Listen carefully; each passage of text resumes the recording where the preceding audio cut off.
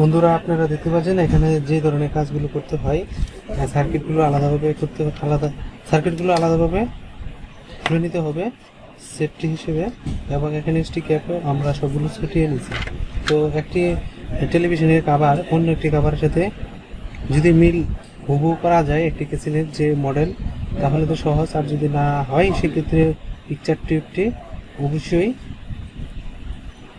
যাতে তার সাথে মিলে, তো যদি না মিলে সেক্ষেত্রে কিন্তু প্রবলেম। তো আমরা এই কেসিনের সাথে সেই কেসিনটি মিল নেই, যার কারণে সবগুলো খুলতে হচ্ছে। আর যদি মিল থাকতো তাহলে কিন্তু আমরা জাস্ট ব্যাক কভারটি যে পিছনের কভারটি লাগালেই চলতো। তো আমরা পুরো পিকচার টিপটি চেঞ্জ করতে হবে। মিলে না ডাল গাছে লাগবে নাকি স্পিকারও নাই কোনটা? আচ্ছা ওকে আনছে দুটো কামে লাগবে নাকি? দুটো কামে লাগবে নাকি? হ্যাঁ হ্যাঁ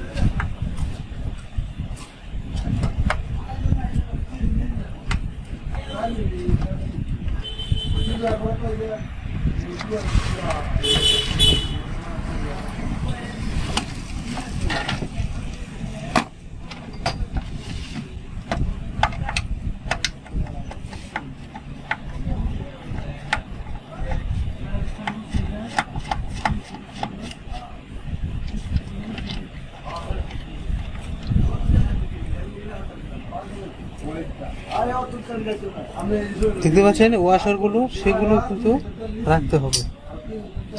তো আমরা পিকচার টিপটি কিন্তু আলাদা করে ফেলেছি, দেখতে পাচ্ছেন।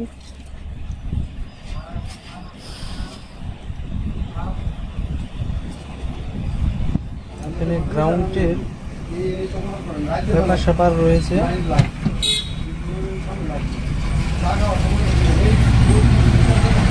তো সেক্ষেত্রে পিকচার টিপটি খুব সাবধানতার সাথে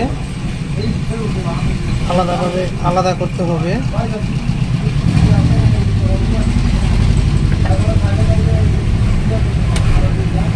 এবং এই পিকচারগুলো এবং এসি লাইন সুইচ এবং আমরা সেন্সর লাইনগুলো সুইচগুলো আলাদাভাবে সেগুলো সবগুলো লাগানোর চেষ্টা করব। সঙ্গে থাকবেন সবাই।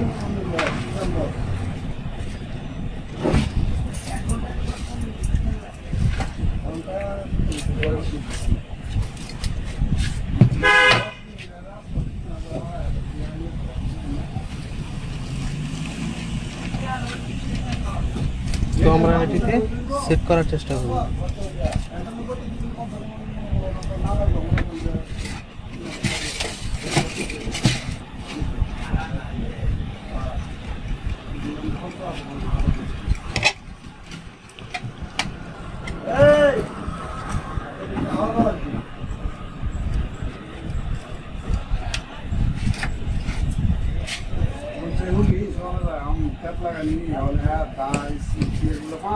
তো বন্ধুরা সবগুলো কাজ খেয়াল করার চেষ্টা করবেন।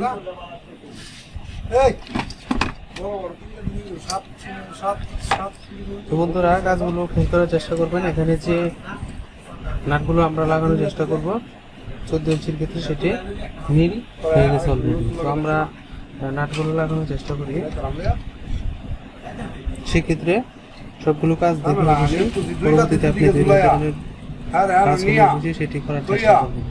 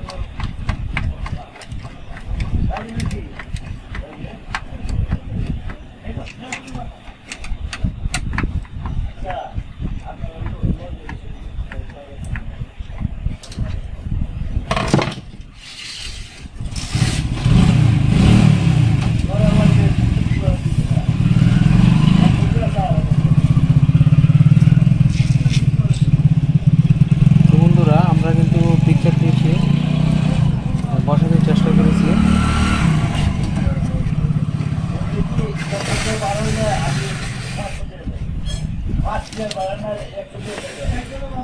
দেখতে পাচ্ছেন বন্ধুরা, পিকচারটি সেটেল করার চেষ্টা করলাম, আরো সুন্দরভাবে সেটি সেটিং করব। দু সাইড একটু ম্যাচিং করতে হবে উপর নিচে, সেগুলো আমরা দেখে কেচিংটি সাবধানতার সাথে চেঞ্জ করব।